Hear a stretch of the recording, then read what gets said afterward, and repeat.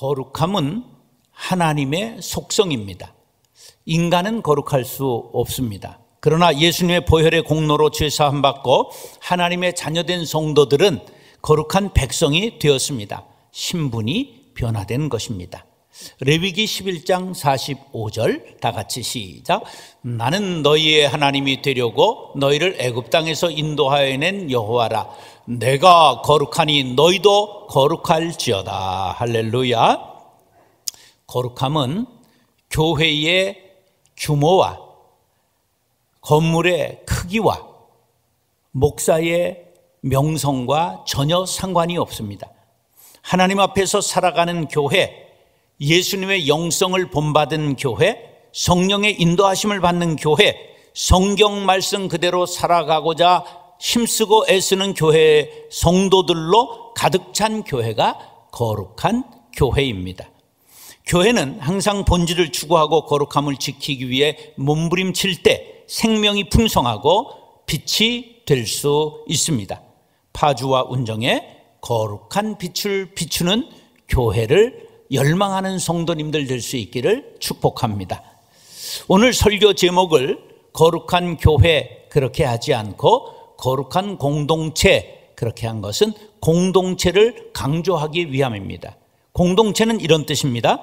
운명이나 생활, 목적 등을 같이 하는 두 사람 이상의 조직체, 일정한 지역이나 공간에서 공동체 의식을 가지고 생활하는 사회 조직체. 자, 그러면 세상을 가장 사회를 이루는 기초적인 공동체는 뭐냐면 가정입니다.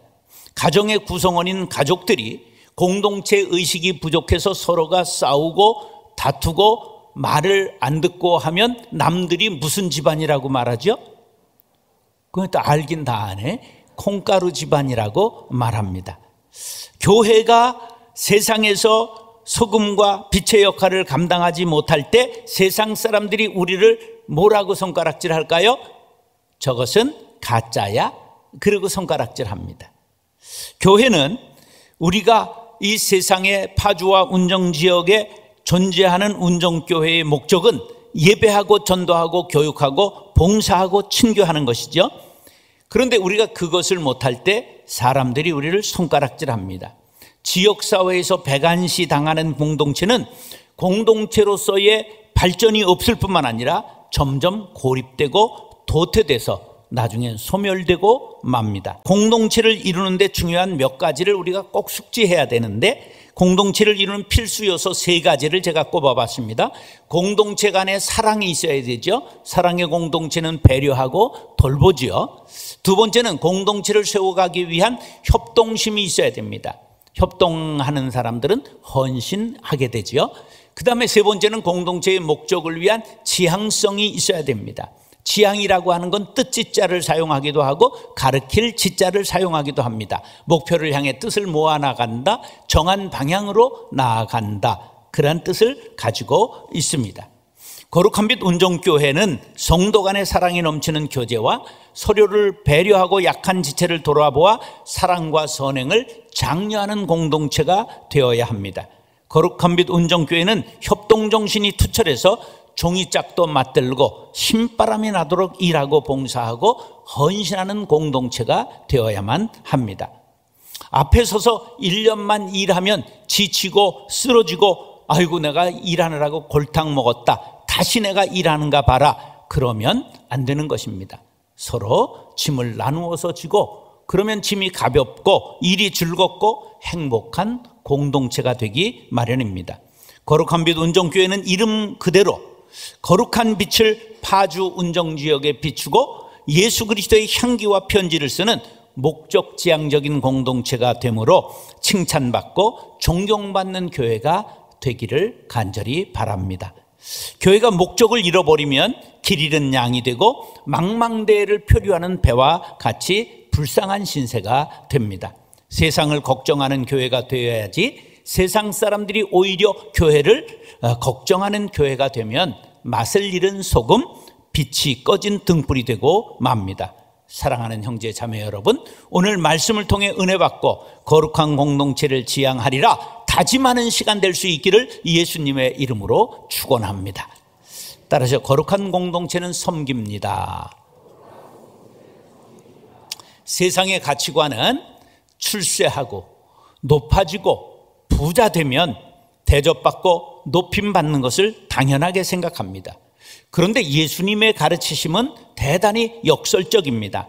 예수님을 선생님으로 섬기고 배우고 따르는 제자들을 예수님께서 발을 씻어주셨습니다. 이 사건은 역사 이래, 인류의 역사 유사 이래 최초의 사건입니다. 충격적인 일이었습니다. 그래서 베드로는 이러시면 안 됩니다. 그리고 거부했던 것입니다. 여기에 교회와 성도들의 사역 원리가 담겨 있습니다. 사역이라는 것은 바로 하나님이 우리를 불러서 일을 시키시는 것을 사역이라 그렇게 말합니다. 교회 모든 일은 하나님이 부르셔서 직접 맡기신 것입니다. 따라서 목사와 장로와 안수집사, 권사, 집사, 전도사, 부장, 위원장, 지휘자, 반주자, 교사, 회장 등등 모든 사역자는 예수님의 가르침들을 따라야 합니다. 그것이 바로 섬김입니다. 오늘 12절 14절입니다. 시작.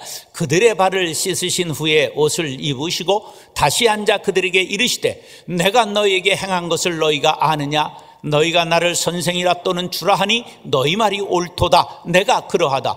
내가 주와 또는 선생이 되어 너희 발을 씻었으니 너희도 서로 발을 씻어주는 것이 옳으니라. 아멘. 내가 너희에게 행한 것을 아느냐?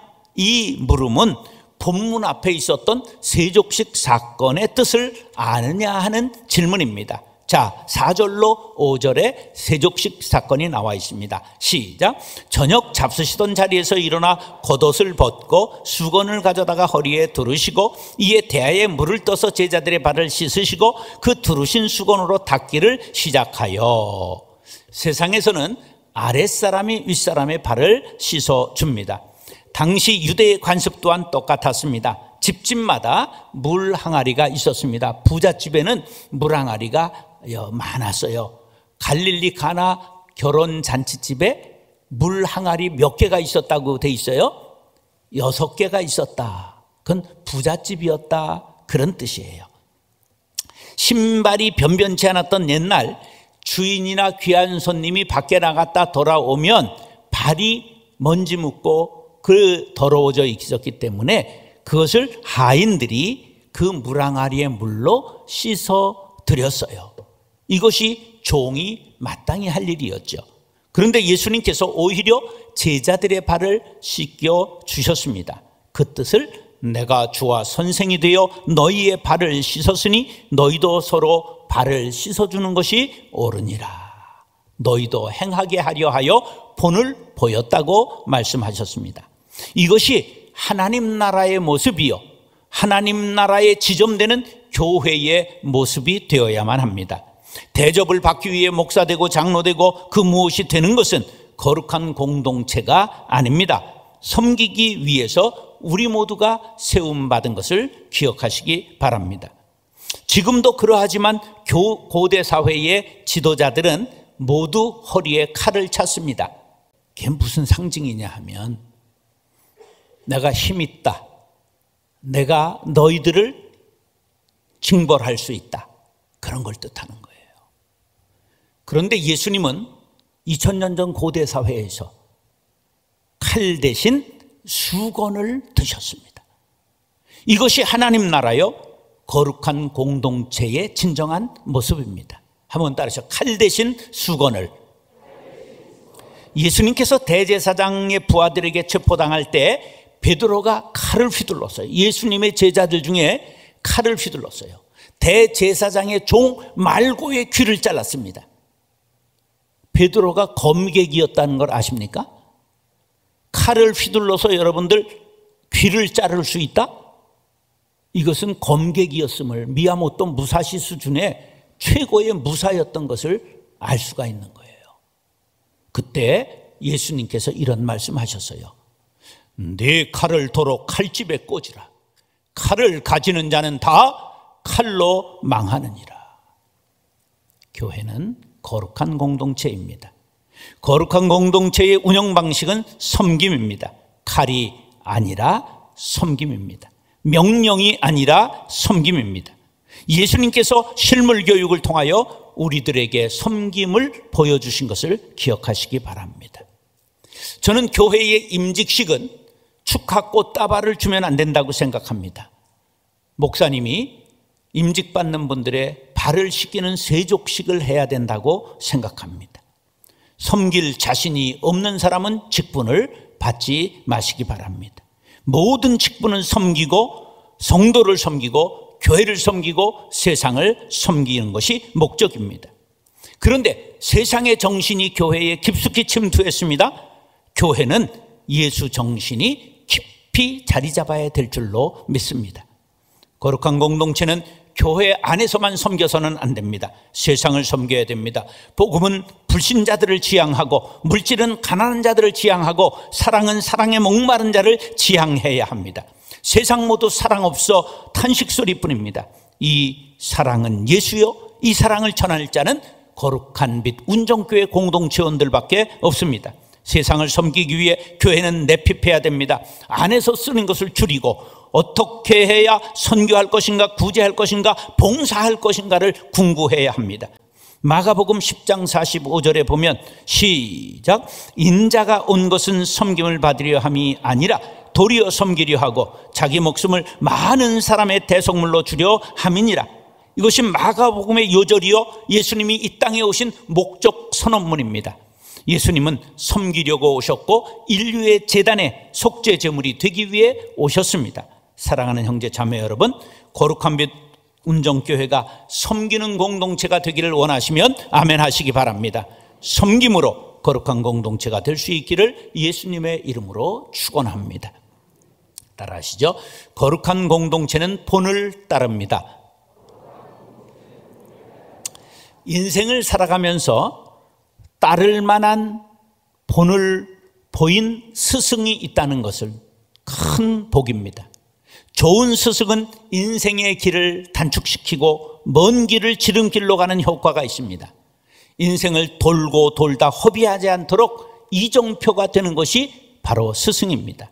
그런데 신앙이 좋은 것은 인생에 좋은 스승을 만나지 못했을지라도, 좋은 부모가 없을지라도, 심지어 고아가 됐을지라도 인생의 마스터 되시는 예수님을 만난 것을 뜻합니다. 저도 예수님 만나기 이전에는 인생이 허망했습니다. 스승을 만나지 못했습니다. 제가 인생의 방황의 끝에 예수님 만나고 나니까 도처의 스승이었습니다. 심지어 반면교사까지 스승으로 삼게 되었습니다.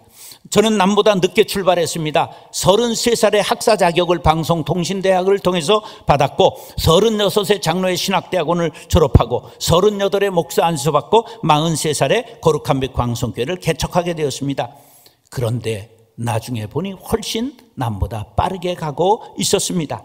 예수님을 스승 삼고 본받고 따랐기 때문입니다. 15절로 16절 시작. 내가 너에게 행한 것 같이 너희도 행하게 하려 하여 본을 보였노라. 내가 진실로 진실로 너희에게 이르노니 종이 주인보다 크지 못하고 보냄을 받은 자가 보낸 자보다 크지 못하나니. 15절에 예수님께서 세족식을 하신 까닭은 본보기 교육을 한 것이라고 목적을 분명히 밝히고 있습니다. 우리 모두 예수님을 주인으로 섬기는 종입니다. 종은 주인의 교육 목적에 충실해야 됩니다. 본 보이신 그대로 따라가야 합니다. 본이라는 말은 휘포데이그마라고 하는 헬라어인데 모범, 신뢰, 그리스도가 보이신 본, 그런 뜻입니다. 죄 씻음과 섬김의 실천적 행동이라는 의미가 세족식에는 담겨 있습니다. 발을 씻기려면 무릎을 꿇어야 합니다.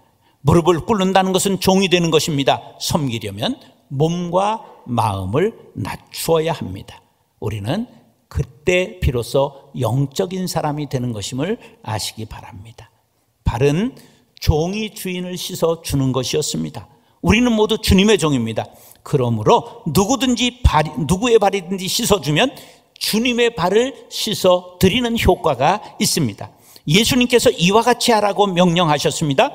예수님의 가장 겸손하신 모습을 사도 바울이 빌립보서 2장 6절로 8절에 이렇게 기록했습니다. 시작. 그는 근본 하나님의 본체시나 하나님과 동등됨을 취할 것으로 여기지 아니하시고 오히려 자기를 비워 종의 형체를 가지사 사람들과 같이 되셨고 사람의 모양으로 나타나사 자기를 낮추시고 죽기까지 복종하셨으니 곧 십자가에 죽으심이라. 이 말씀에 별명이 달려있는 귀한 말씀입니다. 그리스도의 자기 비하, 그런 별명이 달려 있습니다. 이 비자가 종 비자입니다.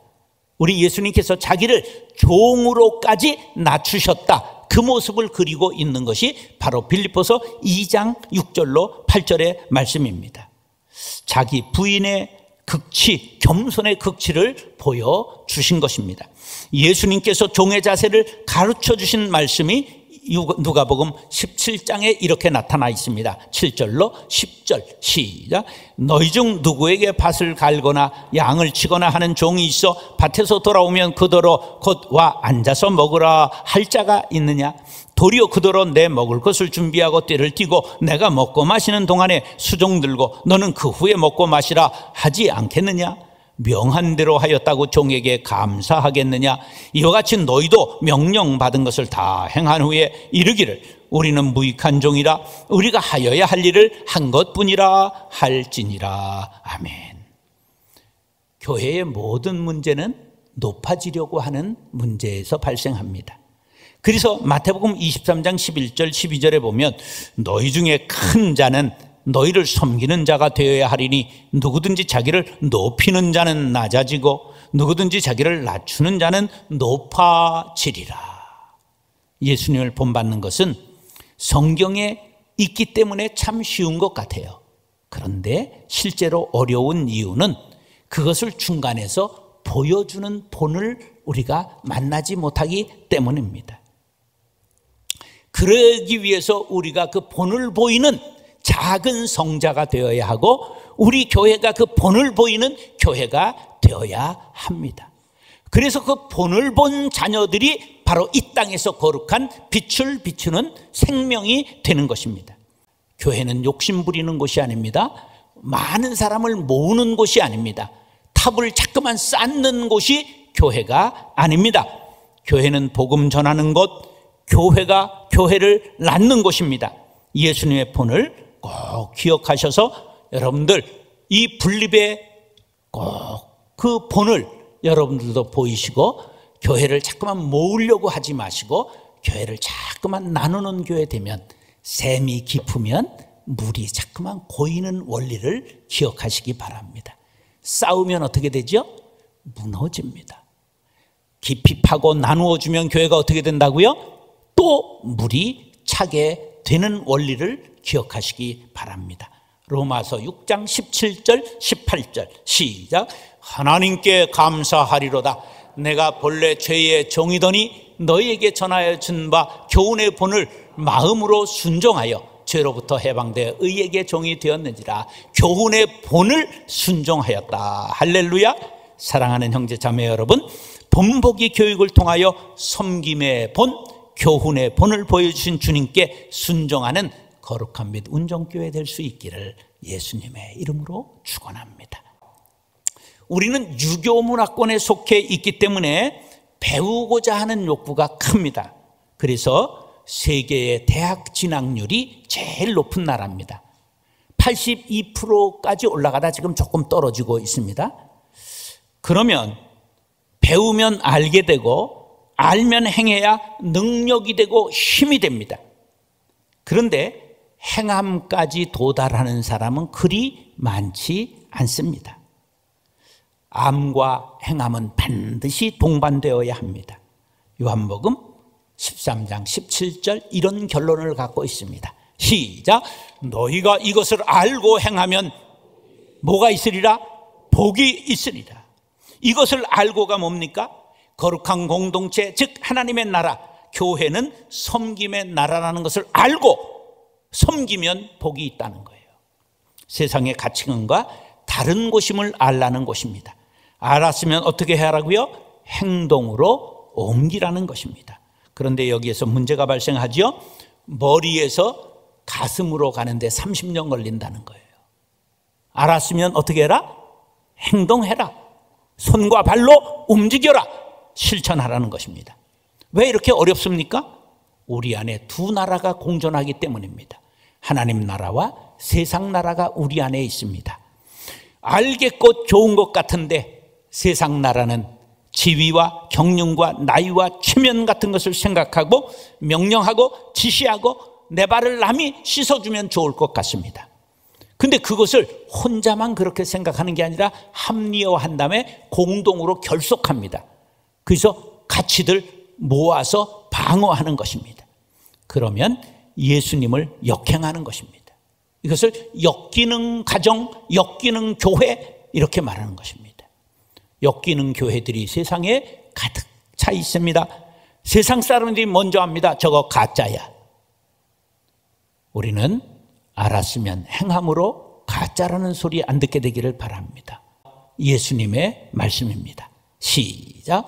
주인의 뜻을 알고도 준비하지 아니하고 그 뜻대로 행하지 아니한 종은 많이 맞을 것이요 알지 못하고 맞을 일을 행한 종은 적게 맞으리라. 물론 많이 받은 자에게는 많이 요구할 것이요 많이 받은 자에게는 많이 달라 할 것이니라. 동생하고 형이 싸우면 대부분 누가 얻어 터지지요? 넌 알만한 게 왜 그래? 그게 형을 때리는 거예요. 노블리스 오블리제라는 거 알죠? 사회적 지위에 상응하는 도덕적 의무. 우리는 영적 귀족이 되었어요. 초기 로마 시대의 왕과 귀족들이 보여준 투철한 도덕의식과 솔선수범하는 공공정신에서 노블리스 오블리제가 나왔어요. 로마가 천년 갔잖아요. 귀족들이 나중에는 먼저 앞장서 전투에 나가고 이래서 다 죽었어요. 유지할 귀족이 줄어들었어요. 그런 정신이 로마를 천년 가게 한 겁니다. 영국의 왕자가 전투에 참전하는 거 아시죠? 아직 우리는 귀족들의 자녀들이 병역을 기피하는 것 아시죠? 아직도 수준이 이르지 못한 거예요. 우리는 하나님 나라 시민이요 하나님의 자녀들입니다. 교회는 천국의 지점이요 천국의 문입니다. 그러므로 교회는 거룩해야 되고 성도는 세상의 빛과 소금이 되어야 합니다. 이것을 행하지 못하면 교회를 해체하는 것이 하나님의 영광 가리우는 것보다 낫습니다. 교회가 얼마나 존귀하냐? 그리스도의 몸이요 성도들은 지체요 우리의 머리는 그리스도이십니다. 토마스 아퀴나스라는 중세의 교부가 신학대적인이라는 말에서 아주 귀한 말을 했습니다. 시작. 하나님께서 우리에게 주신 축복의 유효한 수도는 두 가지뿐이다. 하나는 교회, 다른 하나는 사제들 뿐이다. 우리 기독교적 언어로 현대어로 바꾸면 축복의 통로는 두 가지뿐이다. 하나는 교회, 다른 하나는 목사들 뿐이다. 그런 뜻이에요. 우리는 꼭 왕 같은 제사장이 됐어요. 따라서 내가 가정의 목사입니다. 내가 세상의 제사장입니다. 그래서 우리가 축복의 통로가 되어야 되고 교회가 축복의 통로가 되어야 합니다. 우리가 가로막으면 책망받아요. 섬기는 것이 거룩한 공동체가 할 일이요 예수님의 본을 따르는 것이 거룩한 공동체가 할 일이라는 걸 알았으니 행하시기 바랍니다. 알고 행하면 복이 있으리라. 이 말씀 마음에 새기시기 바랍니다. 성경에서 가장 귀한 말씀 산상수훈이라고 말합니다. 마태복음 5장, 6장, 7장입니다. 그 결론이 이렇습니다. 시작. 그러므로 누구든지 나의 이 말을 듣고 행하는 자는 그 집을 반석 위에 지은 지혜로운 사람 같으니 비가 내리고 장수가 나고 바람이 불어 그 집에 부딪히되 무너지지 아니하나니 이는 주추를 반석 위에 놓은 까닭이요 행하는 자는. 결론이에요. 예수님의 가장 보배로운 말씀의 결론이 뭐라고요? 듣고 행하는 자는 지혜로운 사람, 복 있는 사람이다. 할렐루야. 사랑하는 형제 자매 여러분, 알고 행함으로 복 있는 거룩한 빛 운정교회가 될 수 있기를 예수님의 이름으로 축원합니다.